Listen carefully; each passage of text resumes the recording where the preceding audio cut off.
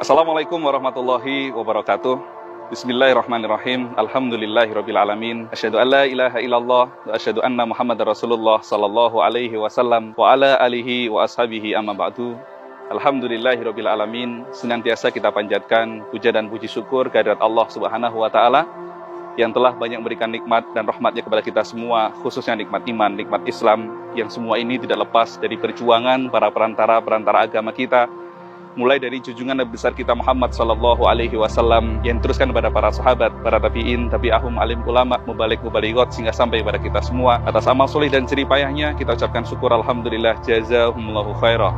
Dan juga kepada Bapak Ibu para pemirsa yang budiman yang pada kesempatan kali ini mau meluangkan waktunya untuk mendengarkan sedikit hikmah dari kami, sedikit tausiah dari kami. Kami ucapkan syukur alhamdulillah jazakumullahu khairah. Mudah-mudahan apa yang saya sampaikan ini bisa membawa manfaat dan barokah untuk kita semuanya.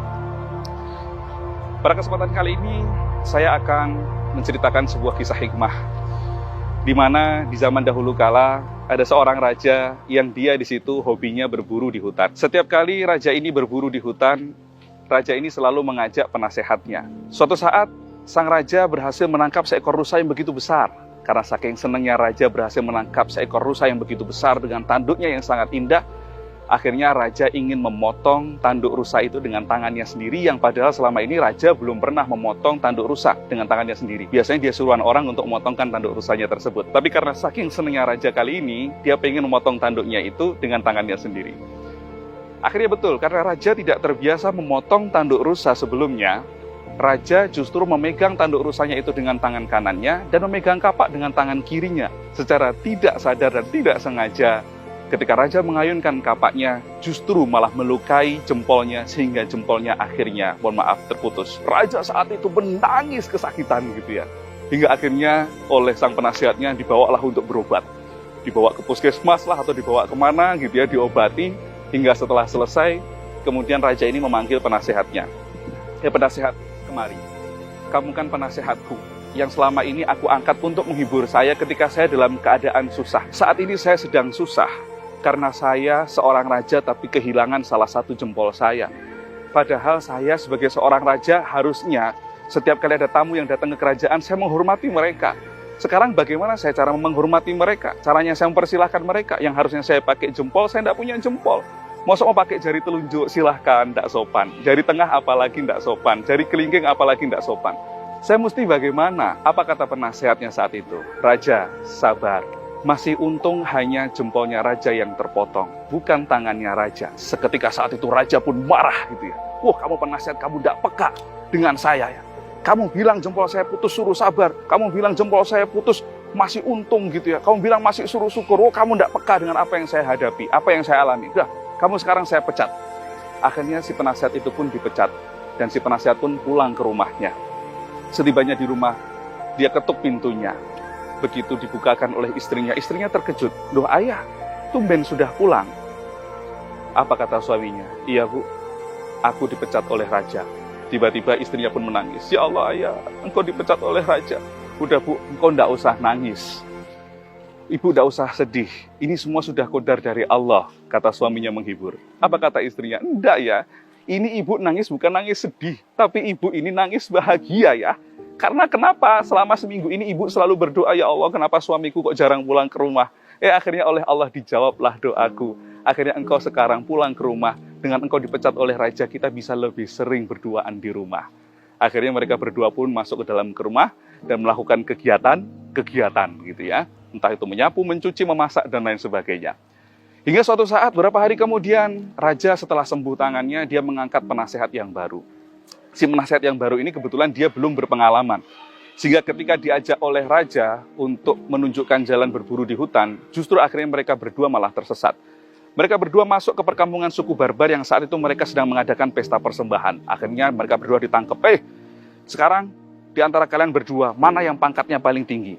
Si penasehat yang baru ini bukannya melindungi rajanya, tapi dia justru malah menjatuhkan rajanya. Oh dia raja, saya cuma bawahan aja. Dia aja kalau mau dikorbankan, saya cuma bawahan saja.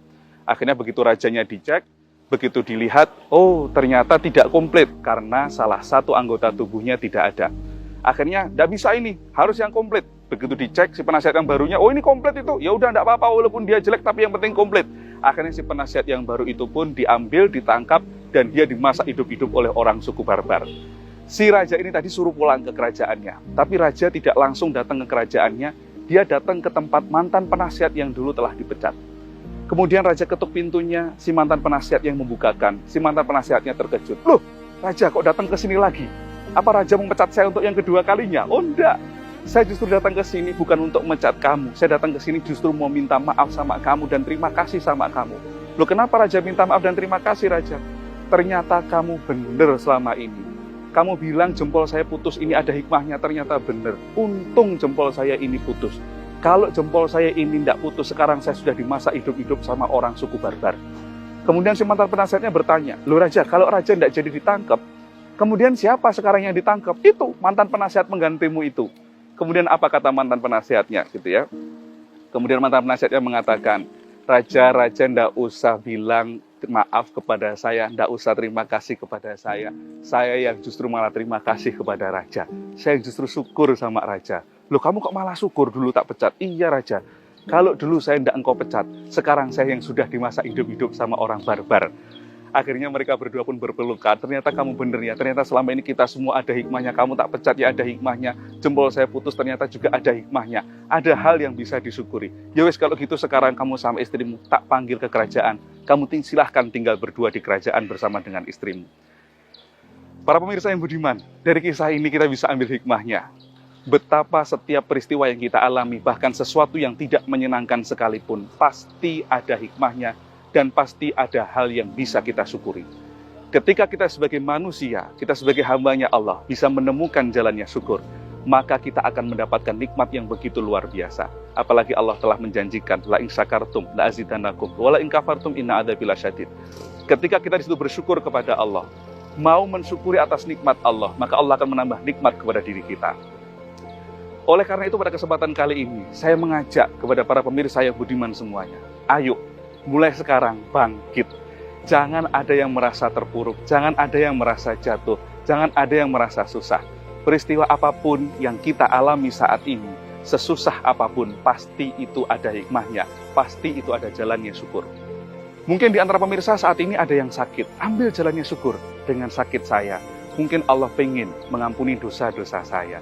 Mungkin saat ini ada di antara para pemirsa yang di situ dicoba ekonominya. Cari jalannya syukur. Meskipun saat ini saya di PHK, meskipun saat ini pemasukan saya berkurang, tapi alhamdulillah saya sehat, anak-anak saya sehat. Itu juga merupakan nikmat, itu juga merupakan rezeki. Jadi mulai sekarang saya mengajak kepada para pemirsa semuanya, ayo kita temukan jalannya syukur. Temukan jalannya syukur. Dengan kita menemukan jalannya syukur, maka hidup kita akan bisa lebih bahagia lagi. Jangan gampang marah, jangan mudah menyalahkan orang lain dalam kondisi kita. Kondisi kita seperti apapun, pasti ada hikmahnya, pasti ada hal yang bisa kita syukuri. Sebagaimana baru-baru ini ada seorang penumpang pesawat terbang, yang dia di situ gagal terbang. Karena apa? Terlambat sampai di bandara. Ada juga yang gagal terbang karena ternyata tes PCR-nya di situ sudah kadaluarsa, sehingga kemudian akhirnya dia tidak diizinkan untuk terbang. Namun apa yang terjadi qadarullah? Mungkin awalnya dia akan marah, mungkin dia akan menyalahkan suaminya, akan menyalahkan istrinya, gara-gara kamu saya terlambat, gara-gara kamu saya akhirnya di situ gagal terbang gitu ya. Tapi ternyata di balik itu semua, akhirnya dia bisa bersyukur ketika dia mengetahui berita bahwa pesawat yang harusnya dia tumpangi jatuh. Oleh karena itu, dalam kondisi sekarang, dalam kondisi apapun itu, jangan mudah menyalahkan orang lain. Jangan mudah menyalahkan istri kita, pasangan kita, anak kita, atau mungkin di situ bawahan kita, direktur kita, bos kita. Jangan. Ya, jangan menyalahkan orang lain. Jangan apalagi menyalahkan kepada Allah. Yang harus kita lakukan, tugas kita adalah temukan jalannya syukur, maka dijamin hidup kita pasti bahagia. Alhamdulillah, jazakumullah khairan. Demikian sedikit penyampaian dari saya. Ada kurang lebih yang mohon maaf yang sebesar-besarnya. Akhirul kalam, wassalamualaikum warahmatullahi wabarakatuh.